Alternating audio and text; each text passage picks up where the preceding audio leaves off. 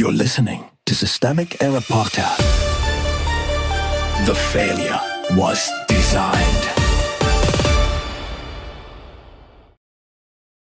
DC cops forced to disperse Trump fans, based on an article by Sarah K. Burris.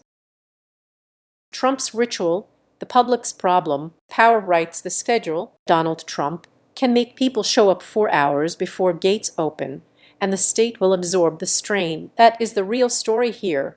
Not enthusiastic crowds, but a political operation that turns public space, police labor, and municipal logistics into a stage set for one man's brand. The reported scene is simple enough. Fans arrived long before the event opened. Police had to disperse them. The city canceled its afternoon parade because of extreme heat. Inside the perimeter, water, food, shade, and seating. Outside it, uncertainty, exposure, and the usual division between the protected and the disposable. The crowd is the product. The article tries to read the gathering as fan behavior, almost as a quirky habit of early arrival that softens what is actually being described, a cultivated mass loyalty that depends on repetition, spectacle, and emotional reinforcement. The crowd is not incidental to Trump's politics. It is the mechanism. Scholar Janier Lallett's point, as quoted in the source, lands because it names the structure clearly. The people around Trump and the Republicans in Washington kowtow to him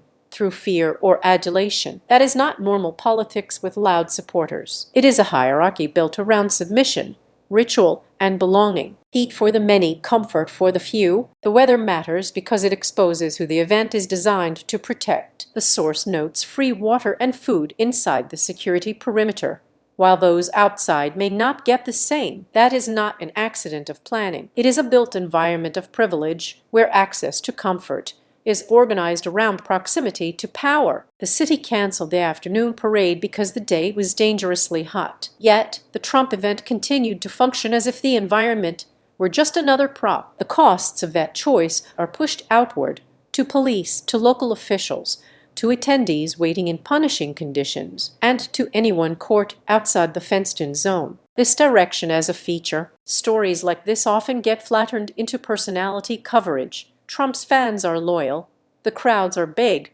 the energy is strange. That framing misses the institutional reality. The decision-makers are not anonymous enthusiasts. Trump is the center of gravity, and the Republican apparatus around him enables the whole performance. The article also risks mistaking deliberate political theater for spontaneous enthusiasm. These gatherings are not merely rallies. They are loyalty ceremonies. The message is not policy. The message is who gets to command attention, who gets protection, and who is expected to wait in the sun. The real lesson: this is what authoritarian politics looks like in practice. Not just speeches and slogans, but the conversion of public institutions into support infrastructure for a dominant figure. Police manage the crowd. City services adjust around the spectacle. The base is trained to treat endurance as devotion. The state absorbs the friction so the leader can be presented as inevitable. That is the pattern worth naming. Trumpism does not merely attract followers. It reorganizes public life around submission to him and deference from everyone else. The event is not the story. The story is the system built to make the event possible.